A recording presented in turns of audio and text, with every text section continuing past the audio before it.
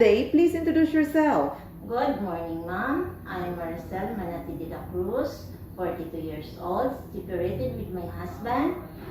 We have 3 kids, 19 years old girl, and 16 years old boy, and 14 years old girl.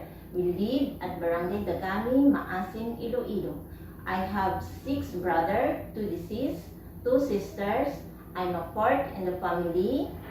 Okay, so since you are separated from your husband, so it shows that you are a single mom right now to your 3 children, right? Yes, Are ma'am. you the only one supporting your 3 children? Yes, ma'am. Okay, so, and are you have you take care of your 3 children since their birth? Yes, ma'am, until my oldest one become 12 years old. Okay, so why is it only until 12 years old? What happened? Because I'm going to abroad to work, ma'am. Okay, so please tell me about your work experience as domestic helper abroad. I work in Riyadh, Saudi Arabia with a couple with 2 kids, 30 years old and 12 years old. My main duties is cleaning the house, ironing, washing clothes, preparing the needs of the family, cooking, and I work in Hong Kong for 1 year and 11 months with a couple, 2 kids, 8 years old and 9 years old. My main duties is taking care of the kids, ironing, washing, cleaning the house, car wash. Okay, so in your previous work experience, are they all finished contract? Yes, ma'am. Okay, so and is there another helper in your employer household? No, ma'am.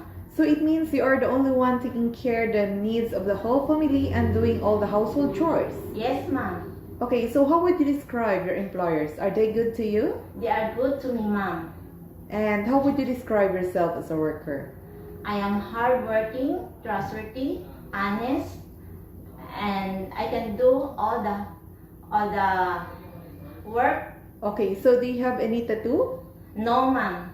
Do you undergo to any kind of surgery before? Yes, ma'am. I undergo the surgery, my ligation for 14 years already. Okay, so can you guarantee to your future employer that you can do all the hard work? Yes, ma'am. Why do you want to work abroad again?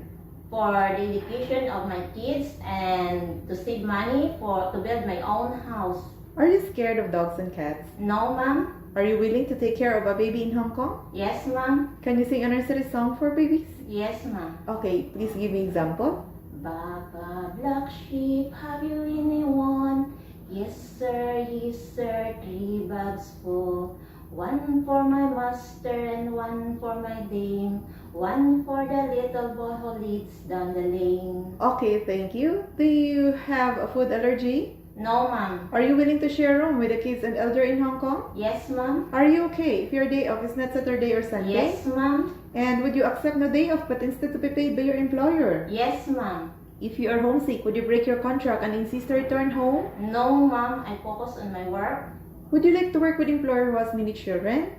Yes, ma'am. Are you willing to take care of an elderly also? Yes, ma'am. Are you willing to get up early in the morning and sleep late at night? Yes, ma'am. Do you promise not to use your cell phone during working hours? Yes, ma'am. Do you promise not to lend money in Hong Kong? Yes, ma'am. Do you smoke or drink alcohol? No, ma'am. Do you have full consent of your family to work abroad? Yes, ma'am. Okay, please say a short message to your future employer.